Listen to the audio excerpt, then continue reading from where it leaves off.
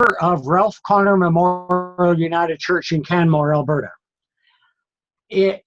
January at the annual general meeting 2016, the congregation unanimously passed a motion to create a youth-serving ministry in Canmore. Now, note the language. This is a youth-serving ministry in the community. It's not a church. It's not a youth group in the church. Now, one of the reasons is there's no youth in the church. That the youngest people, typically the youngsters are 50s and the oldsters are 80s and 90s. There's the odd child. Anyway, we checked around with a lot of people from the town to other churches to the library and among the congregation. And basically they said, find out what young adults in Canmore actually think they need. And so the summer of 2017, so that's 15 months forward, we hired a young woman who had grown up in the valley near Canmore and had been at Queen's. And so we hired her with a summer student grant from the federal government and money from the congregation, and said, we just put a really thin collar around her to say, when people ask who you are, you're a community networker for young adults. That's your title. There's no brand of the United Church or Ralph Connor. If they ask who's paying your salary, you can tell them. There's no need to be ashamed, but we're not branding you. And your only job, if they say, what is it you're doing, is to find out from young adults what it is they really need other than better wages and lower housing. Because Canmore is a tourist town that's as expensive as Calgary, which means a living wage is $20 an hour, except the minimum wage in Alberta, which is higher than most of Canada, is $15 an hour. So you work a job and a half just to stay alive.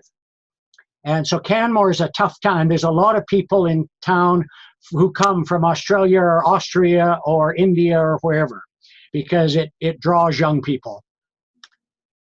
So she said at the end of the summer, what's needed is a network that is for young people, of young people, and by young people. And so the Canmore Young Adult Network was founded by a games night held in a local coffee shop that closed an hour before they normally do and stayed open 2 hours for us.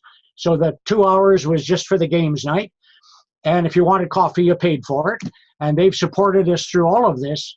And the first night, 56 young adults showed up, including a guy from Tennessee who'd been driving by on the highway and heard about it on FM radio. And so Kaylee stayed that fall to get things solid and then went back to Queen's to finish her degree. She came back in the spring as a volunteer, and she's still with us, is one of the co-chairs of Cyan.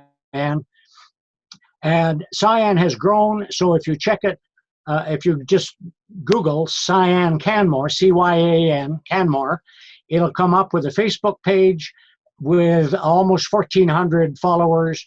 It'll come up with an Instagram page with almost 800 followers. It'll come up with a website and there's a bit of video on some of those that has a bit of an introduction from the two female co-chairs as to what they are. So that it's been an extraordinary success story. I mean, there's clearly, it's not our virtue. We just happened to stumble into a situation where the need was so ripe. It's like lighting a match in a fireworks store. Stuff goes off. No virtue on our part. We were just trying to get a little light. Where are we? And so this year, Cyan has 2 part-time staff.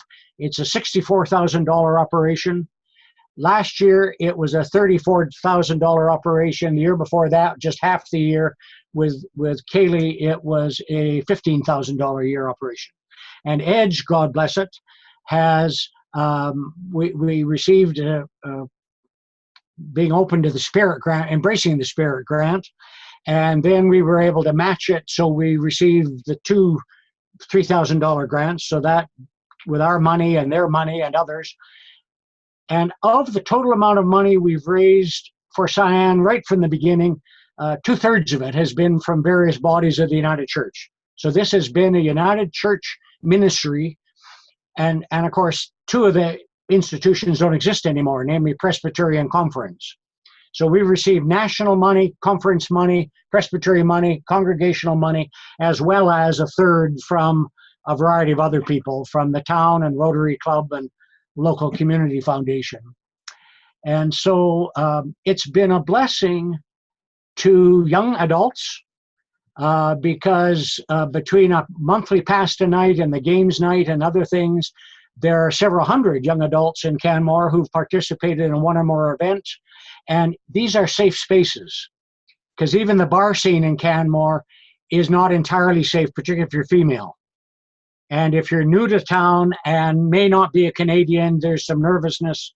And so it's been by a poll that we do survey we do every year, young adults are absolutely clear that they want this to continue and that they're thankful for it. It's been a blessing to the town because earlier people in the town who wanted to get a hold of young adults. So Alberta Health Services, who wants to get young adults and teach them about opioid addiction. How do they get a hold of them? Put an ad in the paper and say all young adults come? I mean, millennials don't respond well to that. But now they've got a network that has 13,000 email addresses and a Facebook and other things and a way to actually begin to gather people. So the town is thankful, and the town mayor, God bless him, has beer with them 4 times a year. So Beers with Borman is part of Cyan's program. And it's been a blessing to the church because given the age of the church, people feel really good. There must be 20 members of the church have volunteered at one event or other, because we make sure that anybody can volunteer for Cyan events. You don't have to be a young adult. And so, and of course, being with kids in their 20s, for those of us who are no longer in their 20s, there's an energy there that's extraordinary and all good. So that,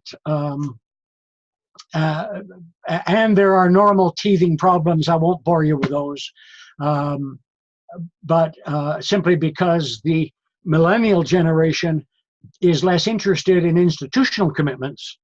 They tend to make one-off commitments, so they'll volunteer for this, but the thought of volunteering 10 hours a month for the next 12 months to be on a board doesn't appeal to them. So that institutionally, there have been some interesting questions, but nevertheless, the young adults are, those that are providing leadership are extraordinary in their resilience. There's also a group of older adults called the Friends of Cyan, who are kind of mentors and coaches and cheerleaders, as well as helping with fundraising. And I'm the co-chair of the Friends of Cyan.